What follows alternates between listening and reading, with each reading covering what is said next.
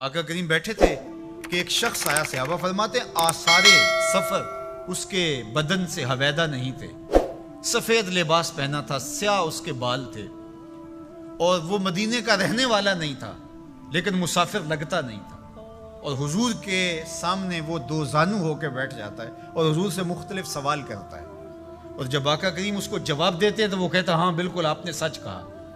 تو ہمیں حیرت ہوتی ہے کہ یہ بندہ خود ہی سوال کرتا ہے تو خود ہی تصدیق کرتا ہے۔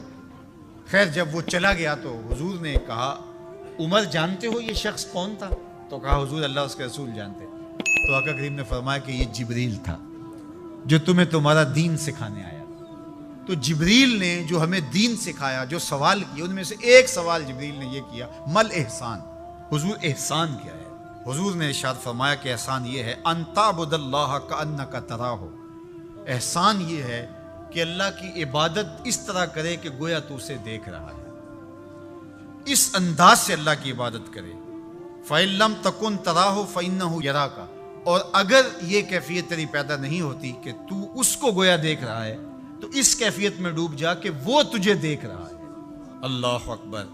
حضرت عقبہ بن عامر رضی اللہ تعالیٰ عنہ فرماتے ہیں میں حضور کی خدمت میں حاضر ہوا، حضور نے یہ بات ارشاد فرمائی سل من قطعک وعات من حرمک واعف عمن ظلمک، تین باتیں فرمائی۔ جو تجھ سے تعلق توڑے تو اس سے تعلق جوڑ، جو تجھے محروم رکھے تو اس کو عطا کر، اس کی جھولیاں بھر دے، جو تیرے اوپر ظلم کرے تو اس کو معاف کر دے۔ تو حضور نے یہاں صلہ رحمی کا حکم دیا۔ حضرت عبداللہ بن سلام رضی اللہ تعالیٰ عنہ فرماتے ہیں کہ میرے حضور نے فرمایا یا ایھا الناس، اے لوگو، افشوا السلام، سلام عام کرو، اس سے محبت بڑھتی ہے، پیار بڑھتا ہے۔ دوسری بات وَأَطْعِمُوا الطَّعَامَ، لوگوں کو کھانا کھلاؤ، ضرورت مندوں کو کھانا کھلاؤ۔ حضرت سیدنا شیخ عبد القادر علیہ رحمہ و رضوان آپ فرماتے ہیں کہ آدھا فقر، غریبوں کو، مسکینوں کو، بھوکوں کو کھانا کھلانا اور ننگوں کو لباس پہنانا، باقی سارا آدھا فقر ہے۔ لوگوں نے سمجھا کہ دربار اونچا ہو تو فقیر بڑا ہوتا ہے، گدڑیاں پہننے سے فقیری ہوتی ہے۔ آدھا فقر، بھوکوں کو کھانا کھلانا اور ننگوں کو لباس پہنانا۔ فقیروں کے لنگر اس لیے کبھی بند نہیں ہوئے۔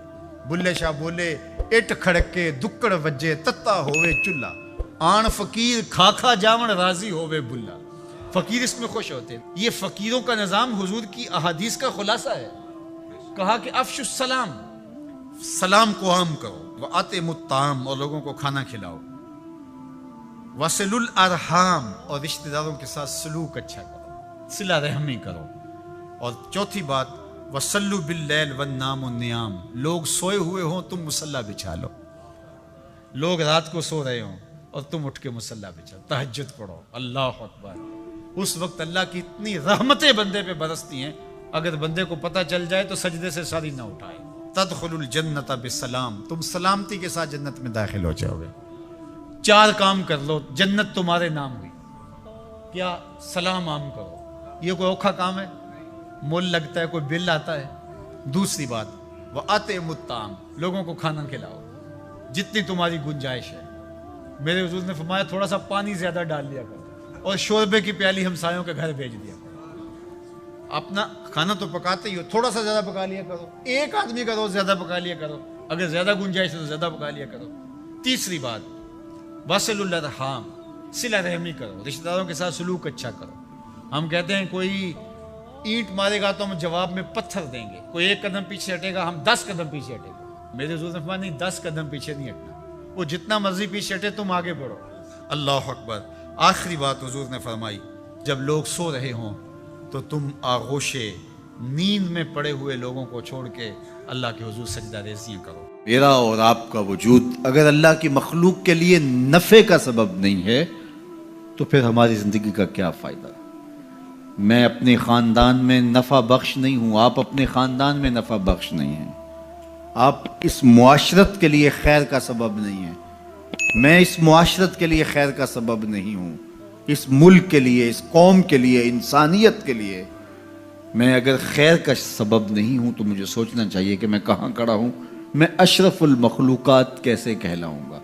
ایک درخت بھی چھاؤں فراہم کرتا ہے، آکسیجن دیتا ہے، پھل فراہم کرتا ہے، ذوق نظارہ کی تسکین کرتا ہے، اور جب کچھ باقی نہیں رہتا تو وہ لکڑی کا کام دیتا ہے، اور اگر وہ اتنا کمزور پڑ جائے کہ اس سے کوئی چیز نہ بن سکے تو پھر بھی مٹتا مٹتا تمہاری ہنڈیا پکا کے جاتا ہے، تمہاری ضرورت کو پورا کرتا ہے، تمہارے ایندھن کے کام آتا ہے۔ وہ بوڑھی بھینس جو اب دودھ دینے کے اور بچے دینے کے قابل نہیں رہی، اب اس سے تم کوئی نفع نہیں لیتے، لیکن وہ جاتے جاتے رخصت ہوتے ہوتے جو ہے وہ تمہاری غذائی ضرورتوں کو پورا کر کے جاتی ہے۔ اور اگر تم اس سے غذائی ضرورتیں پورا نہیں کرتے، تم کہتے ہو کہ نہیں یہ اتنا بوڑھا وجود ہے، تو پھر بھی اس کے چمڑے سے تم جوتے پہن سکتے ہو، تم اور چیزیں جو ہے وہ اس کے چمڑے سے بنا سکتے ہو۔ وہ اس دنیا سے رخصت ہوتے ہوئے بھی تمہارے لیے نفع بخش بن کے گئی۔ تو اگر ایک جانور اور ایک درخت اور اللہ کی دیگر مخلوقات اپنی رعنائیوں کے دور میں اپنے شباب کے عالم میں نفع بخش ہیں، تو بڑھاپے کے اندر بھی ان سے نفع حاصل ہو سکتا ہے۔ اور جس شخص کا نفع جوانی میں بھی نہ ہو، بڑھاپے میں بھی نہ ہو، لڑکپن میں بھی نہ ہو، سن کہولت میں بھی نہ ہو، تو پھر وہ انسان کہلائے گا۔ اولئک کالانعام بل ہم اضل، فرمایا یہ چوپایا ہے بلکہ چوپایوں سے بھی بدتر ہے۔ تو پھر وہ کیسا انسان ہے جو نافع نہیں ہے، جو نفع بخش نہیں ہے؟ خیر الناس من ینفع الناس، لوگوں میں سب سے اچھا شخص کون ہے؟ یہ سوال ہوا، سب سے اچھا شخص کون ہے لوگوں میں؟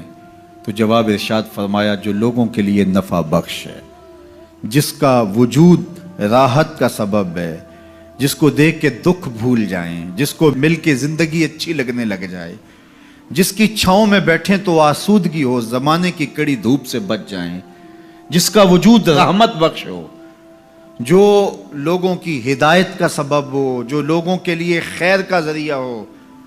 اللہ کے محبوب علیہ الصلوۃ والسلام کے ایک فرمان کا مفہوم یہ ہے کہ خیر کی چابی بن جاؤ اور شر کا تالا بن جاؤ۔ یہ زندگی میں اصول اختیار کر لو، خیر کی چابی بنو اور شر کا تالا بنو۔ تم سے خیر کے دروازے کھلے اور تم سے شر کے دروازے بند ہو۔ کبھی ایسا نہ بننا کہ تم شر کی چابی بنو اور خیر کا تالا بنو۔ تم جہاں رکو، جہاں ٹھہرو، جہاں سے گزرو، وہاں خیر پھیلتی چلی جائے، تمہاری مہک سے لوگوں کے مشام ہستی معطر ہو، لوگوں کے دلوں میں آنگن میں بہاریں آئیں کہ یہ شخص آیا ہے، گزرا ہے۔ تم ایک تازہ ہوا کی جھونکے کی طرح جہاں سے گزرو اور تمہاری مہک سے لوگ دیر تک سرشار رہے کہ یہاں سے کوئی گزر کے گیا ہے، نہ یہ کہ تم جن راہوں سے گزرو وہاں کانٹے بکھیرتے چلے جاؤ، بعد میں وہاں کو چلے تو اس کے پاؤں زخمی ہوں۔ تو فرمایا تم خیر کی چابی بنو اور شر کا تالا بنو۔ ہمیشہ خیر بانٹو، اچھائی بانٹو، بہتری بانٹو، لوگوں کے لیے صلح اور امن کے ضامن بنو، لوگوں کے لیے محبت کو پھیلانے والے بنو۔ لڑائی، دینگا مشتی، فساد، شر، الجھاؤ، تضاد اور نفرتوں کے بیج اور کانٹے مت بونا، ہمیشہ خیر کی چابی بننا اور شر کا تالا بننا۔ اس لیے بہتر شخص وہ ہے کہ جو لوگوں کے لیے بہتری کی ضمانت بنتا ہے اور اس کے وجود سے لوگ بہتری پاتے ہیں۔ سب سے بڑی انسان کی ضرورت ہدایت ہے۔ سب سے بہتر اور اشرف لوگ انبیاء علیہ السلام ہیں، جن کے وجود سے ہدایت پھوٹی اور لوگ اندھیروں سے، ظلمتوں سے نکل کر ایمان کی روشنیوں میں آئے۔ سب سے بہتر لوگوں کو بانٹنے والا، لوگوں کے لیے نفع بخش وہ شخص ہے جس کا وجود ہدایت بانٹتا ہو۔